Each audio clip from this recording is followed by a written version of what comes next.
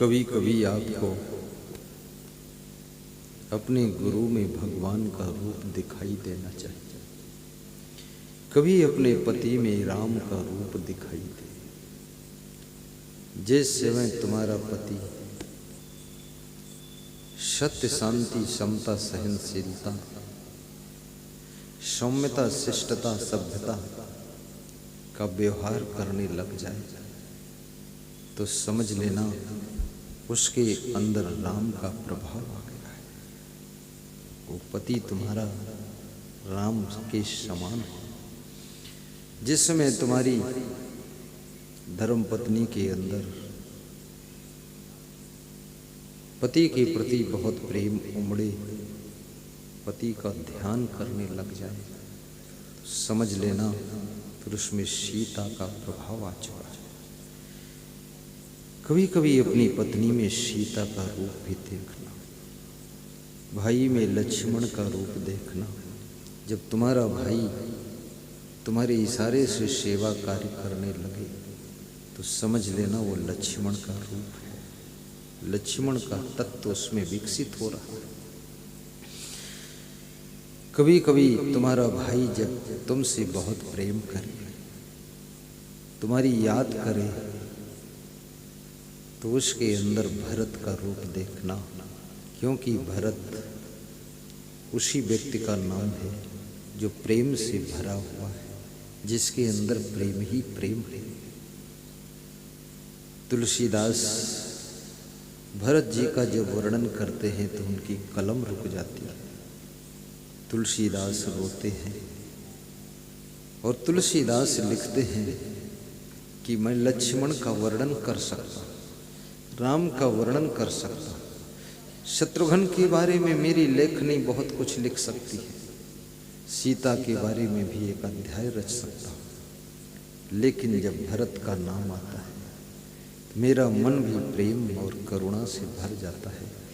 मेरे आंखों से आंसू झरते हैं कि भरत के बारे में कुछ भी लिखना थोड़ा ही होगा, पूर्ण नहीं हो सकता है। भरत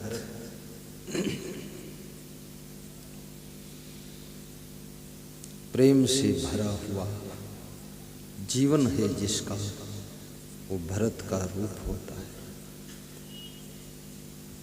अपने भाई से इतना प्रेम करना, प्रेम करते करते तुम भरत बन जाना। भाई की सेवा करना और सेवा करते करते लक्ष्मण का तत्व तुम्हारे भीतर प्रकट होने लग जाए। कभी कभी अपने घर में मौन रहना,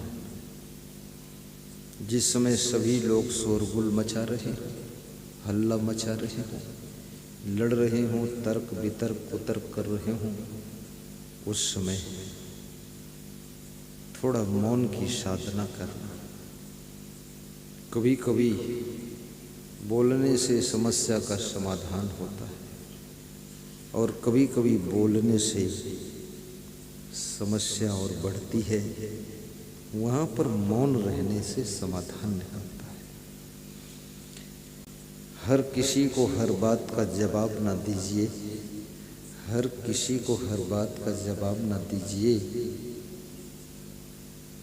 उसके दिल की किताब को पढ़ करके लाजवाब हो जाइए और उसके मुखमंडल की भाव भंगिमाओं को रीडिंग करके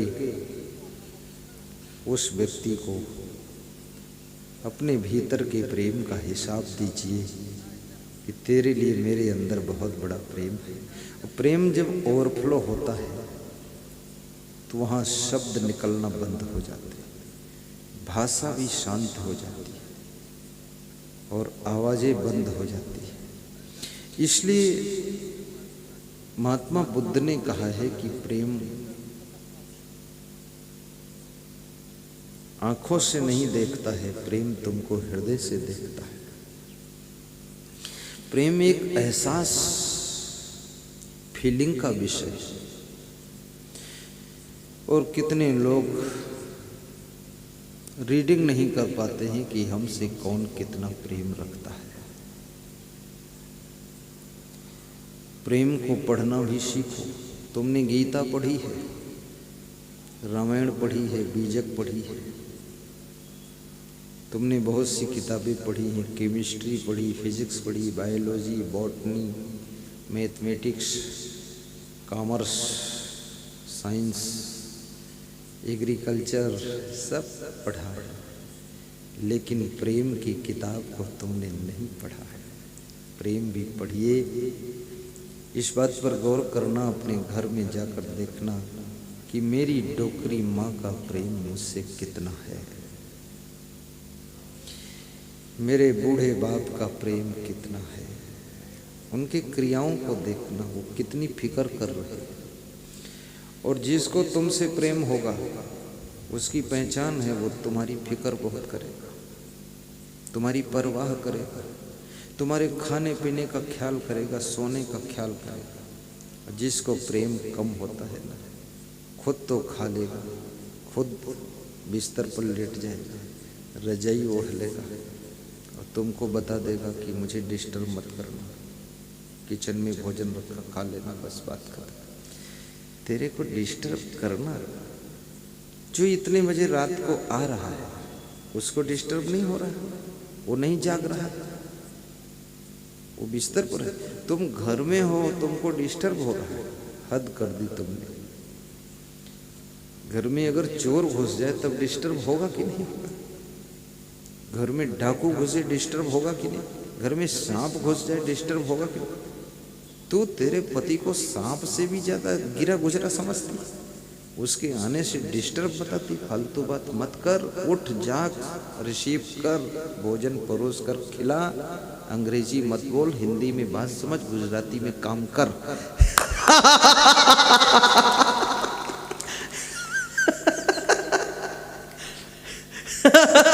लोगों को मजा आ गया गुजरे के।